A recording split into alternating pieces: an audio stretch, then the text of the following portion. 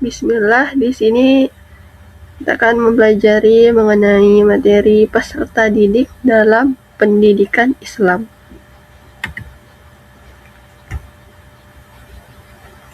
Apa itu pengertian peserta didik?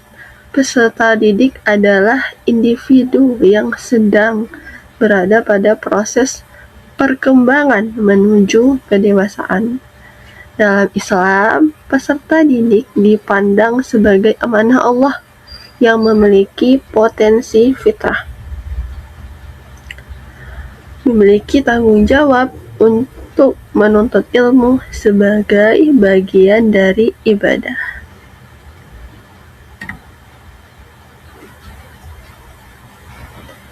Peserta didik dalam perspektif Islam, yang pertama, memiliki fitrah, itu memiliki kondisi suci, siap menerima pendidikan. Yang kedua, memiliki potensi jasmani, akal, dan ruhani yang harus dikembangkan. Yang ketiga, ilmu bukan sekadar kebutuhan dunia, tetapi juga untuk kehidupan akhirat. Jadi apa-apa di dunia ini maupun akhirat kita butuh ilmu.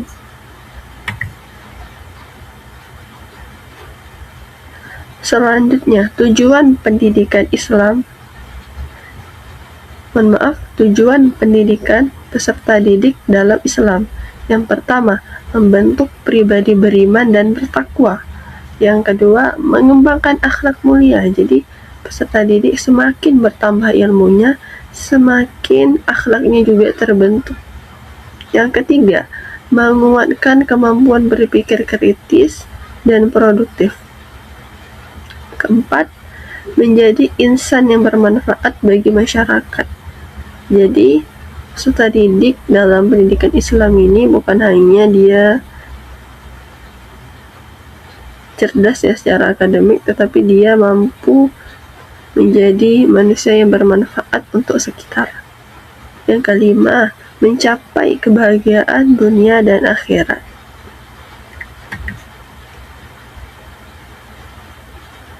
Selanjutnya, hak peserta didik. Yang pertama, mendapatkan pendidikan yang layak. Jadi semua peserta didik itu berhak dia mendapatkan pendidikan yang layak. Yang kedua, bimbingan sesuai potensi. Nah, di sini tugas guru juga untuk bisa membimbingkan ya potensi peserta didik ini untuk mengembangkan potensinya, bakatnya. Yang ketiga, lingkungan belajar aman dan kondusif. Nah, di sini dari lingkungan keluarga, sekolah, masyarakat ini saling berkolaborasi agar peserta didik ini bisa belajar ya dalam kondisi aman dan kondusif. Yang keempat, teladan yang baik dari guru.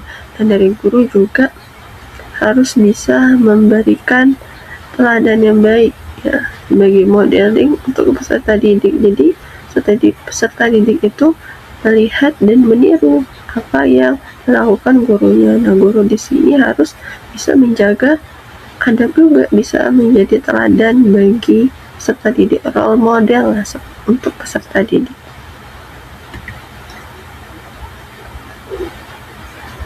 Selanjutnya, kewajiban peserta didik dalam Islam. Yang pertama, menuntut ilmu sebagai kewajiban. Nah, jadi baik dalam sebuah hadis ya, bahwasanya dibilang,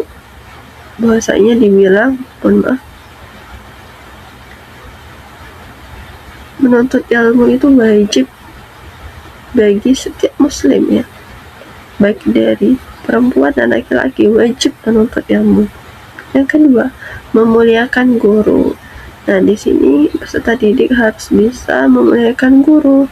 Jadi agar apa? Agar ilmu yang didapatnya ada keberkahan ilmu dari memuliakan guru. Jadi adab dulu sebelum ilmu.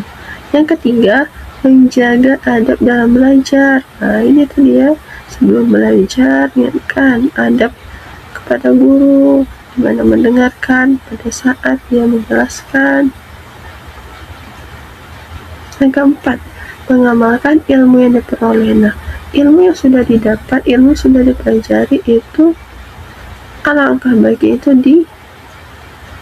diamalkan atau disebarluaskan lagi agar ilmu itu dapat bermanfaat untuk sekitar. Jadi bukan hanya untuk diri kita sendiri yang kita sudah pelajari, tetapi untuk agar kita itu menjadi manusia yang bermanfaat. Jadi sebaik-baik manusia adalah bermanfaat bagi sekitarnya. Selanjutnya, ada peserta didik. Pertama, niat yang ikhlas dalam belajar. Nah, niat ikhlas ini seperti apa? Kan belajar ini ya salah satunya adalah dalam Islam kita untuk mendekat kepada Allah. Jadi semakin kita berilmu, semakin kita takut kepada Allah, semakin kita rendah diri. Jangan hanya niat belajar ini hanya mendapatkan gelar, itu hanya sekadar bonus, tetapi yang paling terpenting adalah semakin kita mempelajari ilmu, semakin kita bertambahnya ilmu, itu adalah semakin kita dekat kepada Allah. Yang kedua, menghormati guru dan teman. Nah, jadi semakin kita tinggi ilmunya, ya semakin kita rendah diri ya, menghormati guru dan teman, tidak membandingkan merasa diri paling tinggi, tidak boleh seperti itu ya. Yang ketiga, tidak sombong dengan ilmu. Nah, ini semakin bertambahnya ilmu kita tidak sombong ya. Semakin bertambahnya ilmu, semakin kita rendah diri. Yang keempat, sabar dan disiplin dalam belajar. Nah, apa yang sudah kita pelajari sekarang,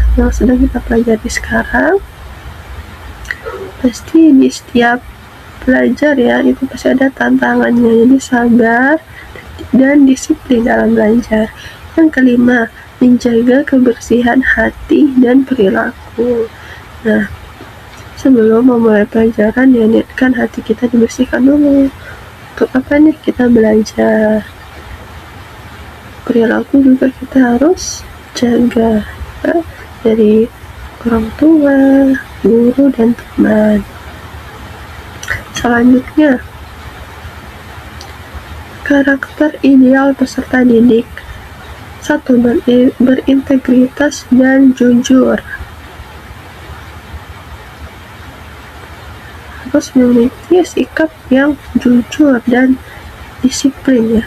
Yang kedua, semangat belajar yang tinggi. Jadi walaupun emang kadang kita itu merasa lelah ya belajar, tapi ada salah satu ya sih ya,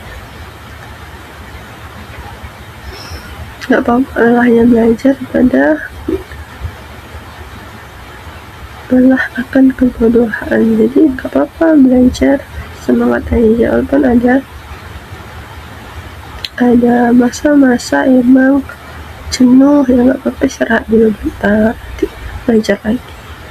Yang ketiga, bertanggung jawab. Nah, bertanggung jawab di sini ya dapat menyelesaikan tugas ya tepat waktu.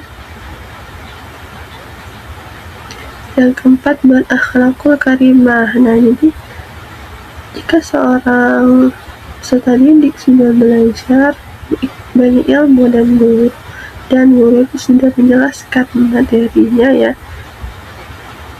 salah satu tujuan pendidikan Islam itu adalah membentuk tidak hanya peserta didik itu cerdas akan intelektual ya, berpengetahuan, tetapi dia membentuk akhlak, dia berakhlakul karimah setelah mempelajari ilmu. Jadi peserta didik yang berpengetahuan dan yang berakhlakul karimah. Yang kelima, mampu bekerja sama dan peduli sosial. Nah, jadi tidak hanya dia belajar untuk diri sendiri, tetapi untuk orang lain juga peduli. Selanjutnya, tantangan peserta didik saat ini. Pertama, pengaruh teknologi dan media sosial. Nah, kita emang hidup di zaman yang modern ya, jadi kita tidak bisa menghindari ini, tapi kita bisa membatasi. Yang kedua, menurunnya minat belajar. Yang ketiga, krisis akhlak. Yang keempat, lingkungan pergaulan yang tidak sesuai nilai Islam. Nah, adapun upayanya, pertama, penguatan pendidikan karakter. Yang kedua, pendampingan spiritual seperti sholat, zikir, dan kajian. Yang ketiga, penerapan disiplin. Keempat, kolaborasi antara sekolah, guru, dan orang tua. Kesimpulannya dari materi kita ya, peserta didik dalam pendidikan Islam. Peserta didik itu memiliki kedudukan penting dalam pendidikan Islam. Mereka membawa fitrah dan potensi yang harus dikembangkan. Peran lingkungan sekolah dan keluarga sangat menentukan keberhasilan pendidikan ya. Jadi upayanya adalah jadi perlu adanya kolaborasi antara lingkungan, mulai dari lingkungan keluarga, lingkungan sekolah, dan lingkungan masyarakat. Nah, seperti itu. Kurang lebihnya saya mohon maaf apabila terdapat kesalahan, mohon dimaafkan. Saya harap dapat bermanfaat. Saya akhiri, wassalamualaikum warahmatullahi wabarakatuh.